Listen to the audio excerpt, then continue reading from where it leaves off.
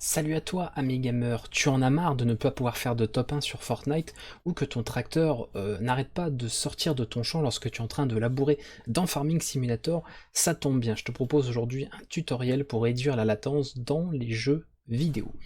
Alors, plus sérieusement, il faut savoir qu'au niveau des jeux vidéo principalement, on utilise un des protocoles réseau qui s'appelle TCP, d'accord. Il existe d'autres protocoles, notamment UDP, hein. C'est peut-être d'ailleurs des noms qui vous disent quelque chose puisque j'ai pu ou je les aborde en particulier sur ma chaîne. Le protocole TCP propose un système en fait qui va envoyer donc un certain nombre de paquets en utilisant une mémoire tampon et va également s'assurer de la bonne transmission des données en fournissant par exemple des paquets qui jouent le rôle d'accusé de réception. Le problème de ce système-là, c'est qu'on va évidemment ralentir la quantité ou en tout cas la fréquence d'informations qui sont envoyées et on va aussi augmenter la latence, ce qui pose bien sûr problème dans un jeu vidéo et ce qui va gâcher l'expérience de l'utilisateur. On va donc régler ces problèmes. Premièrement, on va directement améliorer la fréquence d'envoi des différents paquets et on va en fait éviter qu'une mise en mémoire tampon soit faite des différents paquets et permettre leur envoi direct, même si ce sont des paquets, on va dire, avec une petite quantité de données. Et ce sera du coup bien plus efficace sur des connexions internet, surtout actuelles. Donc on va regarder tout ça. Pour cela, première chose déjà, comment on calcule en fait, comment on vérifie la latence sur notre ordinateur? Comment on peut voir un petit peu la latence que nous avons? Vous pouvez, pour vérifier cette information, utiliser un service via internet, donc je vais vous le montrer directement dans la vidéo. On va aller sur le site de speedtest.net, qui est un des plus fiables hein, qu'on retrouve, et on va pouvoir effectuer ce test. On va récupérer pas mal d'informations, notamment le débit qu'on a en téléchargement, le débit en téléversement. Nous, ce qui nous intéresse, c'est le ping. Le ping, c'est une valeur normalement qu'on va voir apparaître dans pas très longtemps, qui est exprimée en millisecondes et qui va dire en fait, bah voilà, pour envoyer une information hein, sur Internet, donc un paquet, eh bien il faudra, par exemple, tant de millisecondes pour que l'information arrive. Donc là, on voit que le ping est de 26 millisecondes ici. Alors après, bon là c'est pas forcément c'est évidemment pas la valeur par exemple que j'ai si je faisais ce test sur mon système hôte. Et vous savez que là je suis sur un Windows virtualisé, donc forcément là, j'ai un ping du coup ici qui est beaucoup plus élevé que ce que j'aurais si je faisais ça sur mon système hôte. Sur mon système hôte, je dois être aux alentours des 10 millisecondes hein, pour information. Donc là on peut voir qu'on a ça. Donc ça permet comme ça d'avoir une valeur de référence.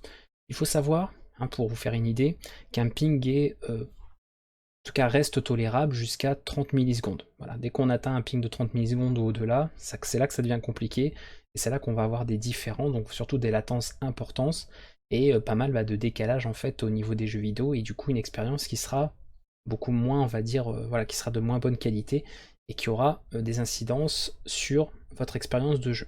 Donc le but c'est d'arriver, surtout si vous avez par exemple des pings de 50, 100 millisecondes, 150, voire même 200, hein. Je sais qu'il y a des gens qui peuvent avoir des pings qui sont vraiment énormes, hein, voilà, qui vont jusqu'à 200 millisecondes et qui du coup là sont vraiment ingérables en jeu vidéo. Cette solution pourra éventuellement vous permettre de passer sous la barre des 100 millisecondes, voire des 50 si vous avez vraiment du bol. Alors ça n'aura pas d'incidence ou pas d'impact en tout cas si vous avez déjà une très bonne configuration, si vous avez par exemple une très bonne carte réseau, aussi une très bonne connexion internet, ou en tout cas voilà une configuration qui fait en sorte justement de réduire déjà la latence que vous pouvez avoir. Donc si vous avez déjà, de toute façon on va dire pas de souci hein, de latence, vous ne verrez quasiment pas ou pas de différence après les petites manipulations que je vais vous montrer dans ce tutoriel. Donc ça s'adresse surtout, et plus naturellement en toute logique, aux gens qui ont vraiment des soucis de latence. Je vous dis quand vous êtes vraiment au-delà de 30 millisecondes et que vous ressentez effectivement un problème et des latences justement lorsque vous jouez à des jeux vidéo. Donc voilà comment déjà on a récupéré cette valeur. Alors le test, bon je pourrais pas de toute façon le refaire parce qu'il faudrait redémarrer le PC, enfin redémarrer le système virtualisé tout ça. Mais en tout cas vous, voilà le but après c'est que vous refassiez le test pour voir effectivement si ça a eu un impact et puis tester aussi dans vos jeux plus tard, voilà, de faire des tests réels, c'est-à-dire de jouer aux jeux vidéo que vous faites habituellement, et de toute façon vous verrez très vite la différence si effectivement vous n'avez plus de latence comme avant. Donc vous pourrez comme ça vérifier ça. Alors je vais quitter tout ça, et on va aller modifier, justement, dans le registre de Windows, ajouter quelques informations pour pouvoir faire les paramétrages que je vous ai dit. On va aller ici, alors directement on va aller tout simplement dans l'éditeur de registre en tapant regedit et par regdt, voilà. Si vous êtes comme moi sur un compte utilisateur qui est limité, hein, qui n'est pas administrateur, n'oubliez pas de le lancer en administrateur. Clic droit, hop. Comme je vous l'avais montré déjà en vidéo. On fait ceci. Alors je vérifie par contre ma vidéo, parce que je vais être sûr que j'enregistre bien, c'est bon. Hashkey, etc. Et nous allons ajouter des clés en fait au registre pour pouvoir modifier les informations. C'est-à-dire que nous avons des configurations pour Windows qui sont par défaut, et nous on va changer en fait les paramétrages par défaut en mettant des paramétrages personnalisés. Ce que nous allons faire, nous allons ajouter deux clés, d'accord, très simplement. On va aller ici dans Hashkey Local Machine, on va aller dans la partie Système, ici, dans Current Control Set, Services, et là vous cherchez TCP/IP, donc c'est par ordre alphabétique, on descend, il est là, et on a Parameters, Interfaces, et là on a plusieurs informations. Alors comme j'ai des informations privées, je vais les masquer, hein, pas les modes d'avoir sa vidéo. En gros, vous avez donc plusieurs, éventuellement, vous aurez peut-être même plus de dossiers en fonction de ce que vous avez par rapport à votre carte réseau. Le but, c'est pour pas vous compliquer la vie, c'est de chercher la ligne ici, donc avec les différents numéros ici.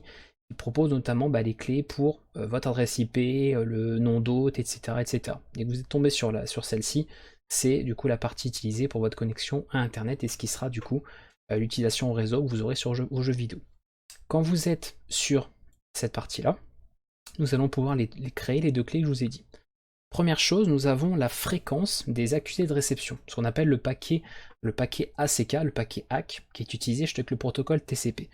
Par défaut, la valeur de ce paramètre en fait est égale à 2. D'accord, c'est une valeur de 2 qui est mise par Windows par défaut. Nous, pour l'utilisation qu'on veut, en tout cas pour les jeux vidéo, nous allons mettre cette valeur à 1. Donc on va créer, en faisant ici un clic droit nouveau, on va mettre en double mot donc une valeur dWorld, ici, une nouvelle clé qu'il va falloir écrire correctement, respectez bien surtout en informatique, hein, prenez l'habitude de respecter les majuscules et minuscules, que nous allons appeler TCP ACK, donc TCP ACK Frequency, comme ceci. Donc vous voyez, il y a à chaque fois une majuscule à chaque début de nouveau mot. On fait ça, on fait entrer, et on lui met une valeur hexadécimale, hein, très important, de 1. Donc par défaut, en fait, s'il n'y avait pas cette clé, elle serait en fait, c'est comme si elle aurait la valeur de 2. Donc par exemple, si vous voulez annuler la modification qu'on va faire là tout de suite dans la vidéo, vous n'aurez qu'à mettre la valeur de 2 ici, et ça remettra en fait la valeur au paramètre qu'il aurait par défaut s'il n'y avait pas la création de cette clé. Donc nous on met 1 par rapport à ça pour la fréquence ici des paquets ACK. Ensuite on va tout simplement virer le délai, alors c'est en fait le délai au niveau de TCP, mais en réalité ce qu'on va faire c'est qu'on va empêcher tout simplement la mise en mémoire tampon des quantités de données en fait que l'on va envoyer sur le réseau. Plutôt qu'en fait de mettre en mémoire tampon les informations qu'on va envoyer, donc les paquets, eh bien on va directement les envoyer. D'accord? Donc ça va permettre comme ça d'accélérer évidemment la transmission des informations et ça va réduire la latence que vous pouvez avoir dans les jeux vidéo. Donc pour cela, on fait pareil, clic droit à nouveau, valeur dWorld, et ici, tout en majuscule, TCP et no delay. Faites attention à l'orthographe, comme ceci. Hexadécimale, et là pareil, si elle passe paramètre, donc par défaut Windows c'est à 0, ça veut dire qu'il y a une mise en mémoire tampon qui est faite, d'accord, et nous on veut pas qu'elle soit faite, donc TCP no delay, ici on le met avec une valeur de 1, tout simplement, voilà, d'accord. Donc vous avez normalement ces deux clés qui ont chacune la valeur hexadécimale 1.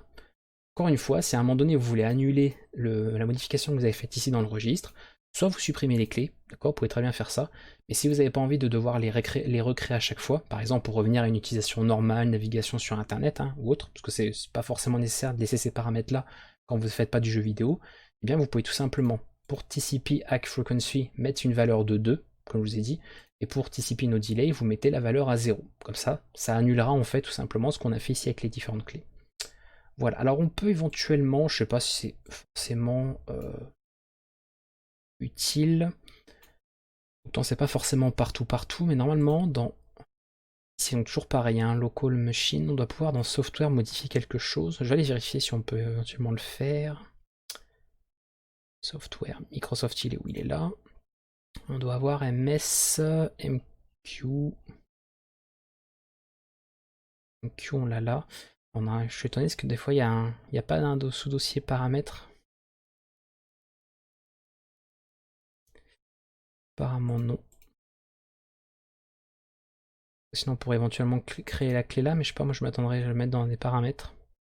Sinon peu importe, de toute façon on verra ça. Je pense qu'au pire ça n'aura pas d'incidence. Mais en gros donc pour Vous voyez, si vous avez le chemin en haut là, HKey Local Machine, Software cette fois-ci, pas système, Microsoft, MSMQ. Pareil, vous refaites une clé no delay. Mais c'est limite ça, vous n'êtes pas obligé de le faire parce que bon, je pense que les deux déjà que je vous ai mis au départ suffiront hein, par rapport à ce qu'on veut faire. Et pareil, valeur de 1. Hop, voilà. Donc ça fait qu'on a 3 clés en gros que nous avons créées. Et celle-là, encore une fois, c'est même pas forcément obligatoire, mais vous pouvez éventuellement le faire pour ça. Donc, ceci étant fait, vous redémarrez votre ordinateur, bien sûr, pour être sûr que tout est pris en compte. Vous refaites un test de débit et vous testez sur les différents jeux à vidéo que vous avez l'habitude d'utiliser, en tout cas avec lesquels vous avez l'habitude de jouer, pour voir si vous avez effectivement une différence. Encore une fois, si vous avez déjà une bonne configuration, bonne carte réseau, bonne connexion internet, vous ne verrez pas ou quasiment pas de différence. Mais si par exemple vous passez de 135 ms de ping à 40, il est clair que ça aura été un gros changement. Donc n'hésitez pas à partager dans les commentaires de la vidéo justement les changements que ça aura pu éventuellement apporter pour vous, d'accord, par rapport à votre configuration. Comme ça, les autres internautes qui viendront lire les commentaires sous la vidéo pourront voir un petit peu les retours positifs qu'il y a pu avoir dans votre cas. Donc n'hésitez pas à dire par exemple la config que vous avez, hein, par exemple la carte mère, parce que c'est important, hein, parce que c'est souvent la carte réseau qui est rattachée à ça. Donnez votre config et en faisant le test, combien ça vous a fait par exemple, si ça a réduit la latence, de combien de millisecondes ça vous l'a réduite. N'hésitez pas à faire plusieurs tests de débit aussi, parce que des fois les valeurs sont pas forcément les mêmes entre chaque test, pour avoir une moyenne, comme ça qu'on ait en fait des bons retours et un maximum de retours pour que les gens puissent comme ça comparer et consulter un peu tout ça pour voir les changements que ça a pu opérer. Donc encore une fois, ça a utilisé pour le jeu vidéo principalement, parce que c'est on va dire un cas spécifique où on a besoin d'avoir la latence la plus petite qui soit. Donc pour une utilisation standard, si vous jouez pas aux jeux vidéo ou pour de la navigation sur internet ou autre, il est mieux de ne pas évidemment faire ces manipulations là, ou en tout cas de les désactiver, d'accord? Donc c'est vraiment pour le jeu vidéo, vous passez en mode jeu vidéo pour faire ça. D'ailleurs, si vous voulez gagner du temps, rien ne vous empêche de faire un petit script batch pour pouvoir facilement activer, désactiver des valeurs de ces clés ou les modifier en fonction du mode que vous voulez, pour vous faire un mode jeu et un mode d'utilisation standard. Donc ça c'est vous qui voyez, hein, si vous savez un minimum utiliser votre système, et de toute façon vous pouvez trouver tout ce qu'il faut en cours et tuto sur ma chaîne pour pouvoir réaliser ça. Comme ça vous pourrez automatiser un petit peu les configurations en fonction par rapport à votre utilisation de votre système. Voilà, j'espère que cette petite astuce vous aura plu, vous aura permis de gagner en tout cas là-dessus. Donc sachez qu'il y a c'est une chose, vous voyez, c'est une manipulation très simple. Il y a beaucoup de logiciels sur internet qui le disent pas forcément, mais font en fait cette modification, ou en tout cas cet ajout dans le registre. Et il y a même des logiciels payants, donc n'allez pas acheter, hein, je vous le dis clairement, n'allez pas acheter un logiciel ou forcément installer un logiciel de réduction de latence, sachant que dans 95% des cas, c'est ça qu'ils font en fait, hein. Il n'y a pas de secret, il n'y a pas de recette miracle. Il suffit juste de modifier certains paramètres pour les protocoles utilisés pour le réseau. Donc vous embêtez pas à télécharger ou même acheter des logiciels pour faire ça, sachant qu'avec une modification de quelques clés dans le registre, vous obtiendrez tout à fait le même résultat. Donc n'hésitez pas à tester de votre côté, me dire en retour dans les commentaires vidéo si ça a apporté quelque chose pour vous. Et moi je vous dis bien sûr à bientôt pour de nouvelles vidéos. Ciao tout le monde!